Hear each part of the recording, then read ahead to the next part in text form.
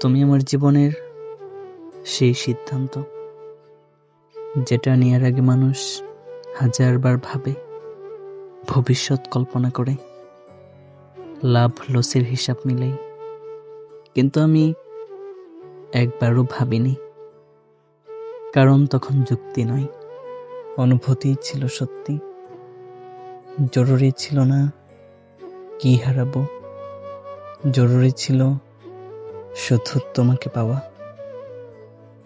আমি জানতাম না পথটা কতটা সহজ হবে, আমি জানতাম না সামনে কত ঝড় অপেক্ষা করছে। তবুও তোমার হাতটা ধরেছিলাম নিঃসংকোচে, কারণ তোমার পাশে থাকাটাই তখন আমার সবচেয়ে বড় নিশ্চিন্ততা ছিল।